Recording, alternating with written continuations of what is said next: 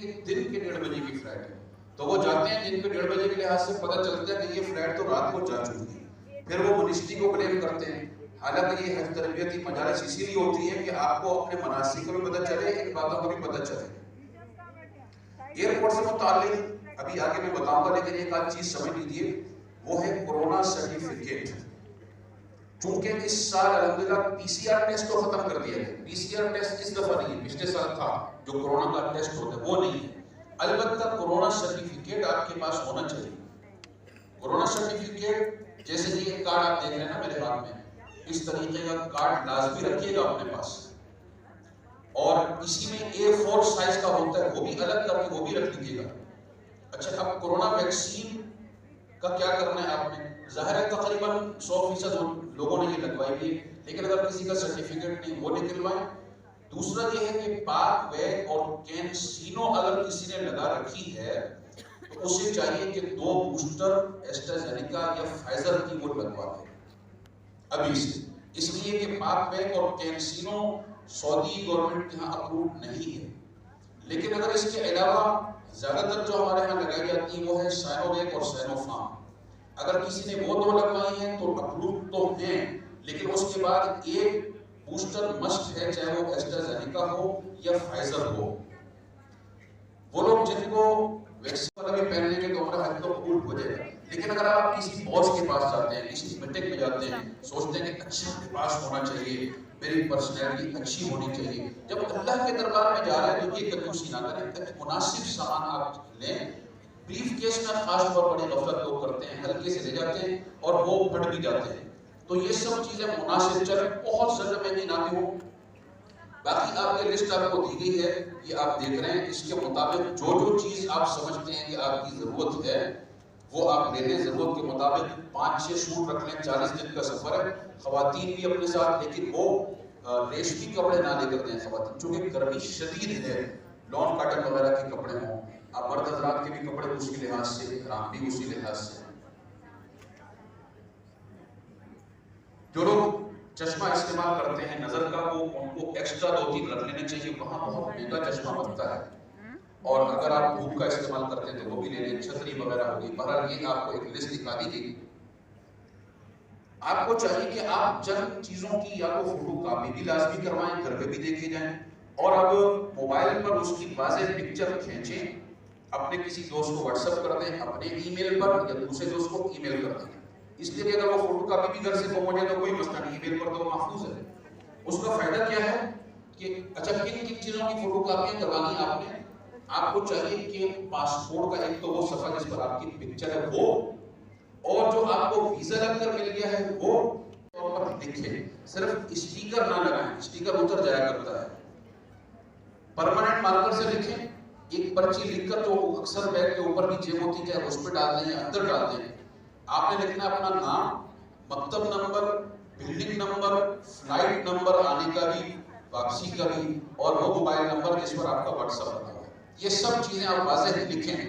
اس کی وجہ یہ ہے کہ رش کی وجہ سے بعض دفعہ سامان جانوں سے، دوست احباب سے پہلے سے رخصت ہو جائیں گھر سے، وہاں جھمگٹا لے کر نہ جائیں، تھوڑی سختی کر دی گئی ہے، اور اب وہ اندر نہ جائیں۔ ایک آدھ کو تو چھوڑ دیتے ہیں جو ڈرائیور ہے یا چلیں کا، لیکن اگر آپ پورا جھمگٹا ہو تو وہ وہاں اتار دیں گے۔ تو ان کو بولے حاجی صاحب وہ کہ بھائی آپ کے جو بھی بھائی رشتہ دار ہیں کہ وہیں سے رخصت ہو جائیں، ایئرپورٹ نہیں کرنا ہے۔ ایئرپورٹ میں جانے کے بعد آپ جب اندر داخل ہوتے ہیں اور جو انٹرنیشنل فلائٹ اوپر ہے وہ وہاں سے جاتی ہے، جب آپ انٹر ہوں گے ظاہر ہے وہاں بھی رش اور لائن، آپ کا جب نمبر آئے گا آپ کی اپنی تلاشی ہوگی، آپ کا سامان اسکیننگ مشین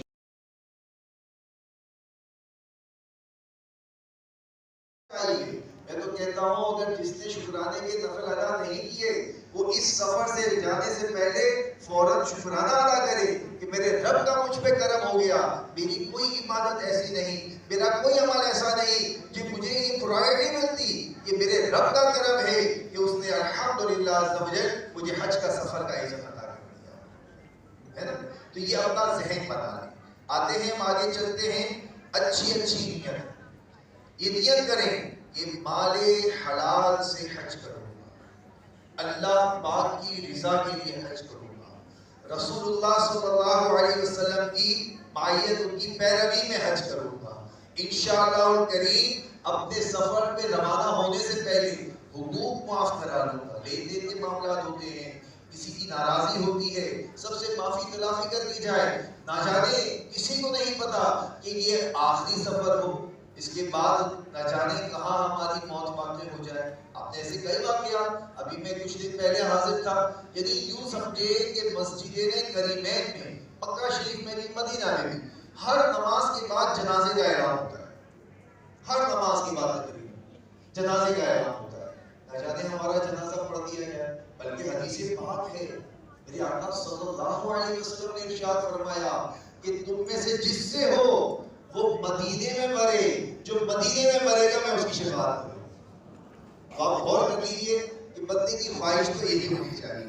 بہرحال آخری وقت جو ہے اللہ پاک ہمیں اس مبارک گھر کی حاضری عطا فرمائے. مینج کر لی, چاہے تو نفل وہ بھی پڑھ سکتے ہیں, اور وہاں بھی احرام تبدیل کیا جا سکتا ہے. کنوینئنٹ کیا رہتا ہے, اگر وہاں احرام تبدیل کرتے ہیں تو جو کپڑے آپ نے اتارے اس کو رکھنے کا مسئلہ, اس کو لوٹانے کا مسئلہ, تو بہتر ہم یہی کہتے ہیں مشورہ, گھر پہ احرام کی چادریں باندھ لیں اور پھر وہی 2 رکعت نفل احرام کے پڑھ لیں.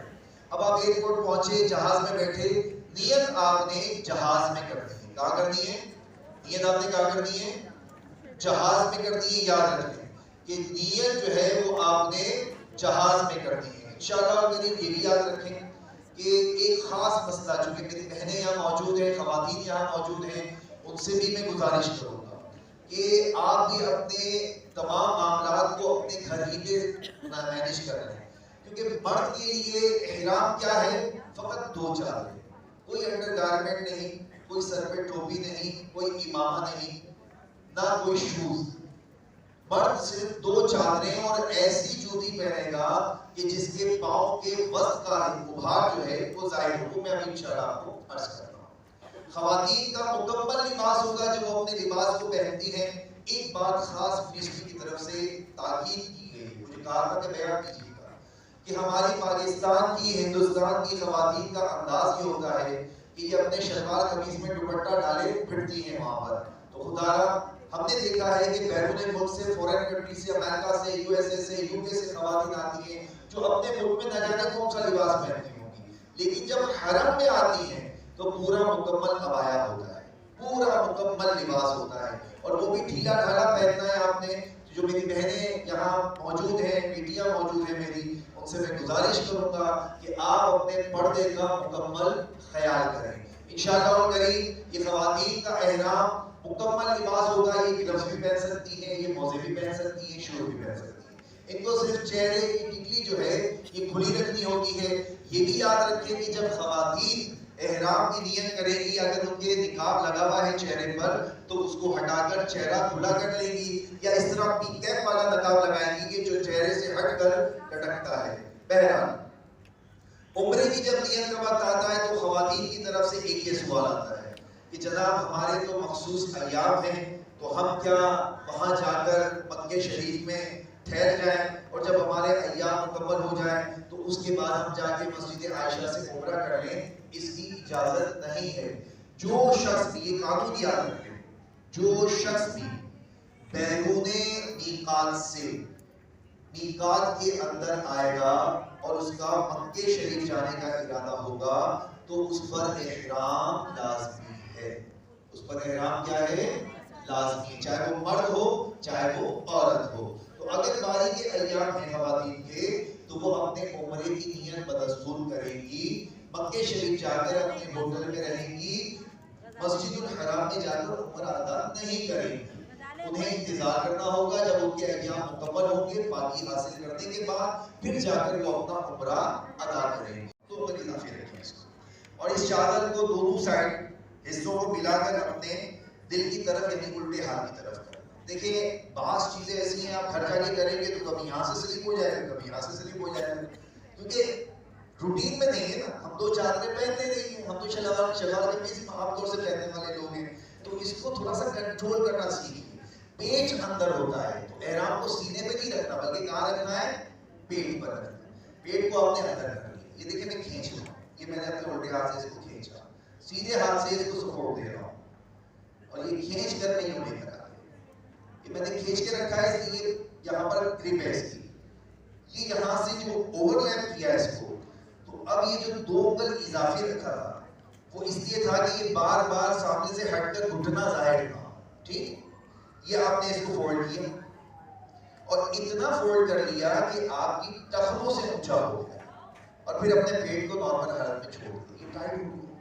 اب آپ چلے پھرے دیکھیں کسی مقام سے بھی آپ کی بے پردگی نہیں ہوگی اور سامنے سے چادر نہیں کھلے گی. نارملی آپ دیکھیں گے لوگ اس طرح احرام مان لیتے ہیں، وضو خانے پہ بیٹھے ہوتے ہیں، گھٹنا نکل آتا ہے، جو پردے کی چیزیں ہیں وہ نظر آتی ہیں. لہٰذا اپنے پردے کا خیال آپ نے خود رکھنا ہے. یہ احرام کی چادر باندھی، اس کے اوپر بیلٹ باندھا جاتا ہے، وہ احرام کے لیے نہیں، وہ فقط اس لیے ہے کہ آپ نے سامان رکھنا ہے. بیلٹ بہت سی طرح کے مارکیٹ میں ملتے ہیں. ہم جو سجیسٹ کرتے ہیں کہ یہ آج کل جدید دور ہے، کلپ والا بیلٹ آپ کے لیے آسان رہے گا.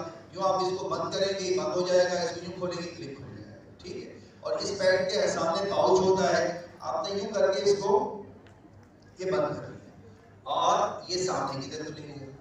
اب یہاں اس کے اندر موبائل ہے، آپ کی رقم ہے، آپ کے ضروری سامان کچھ رکھنا ہے، وہ اس کے اندر آ جائے گا. اس نیت سے اس بیٹ کو آپ نے باندھ دیا. یاد رکھیں کہ اوپر کی جو چادر ہے، ہم مشورہ یہی دیتے ہیں کہ دونوں چادریں آج کل خوبصورت لٹھے کی بھی آتی ہیں. تو یہ کیوں اچھا لٹھے کی بھی آتی ہیں اور تولیے کی بھی آتی ہیں.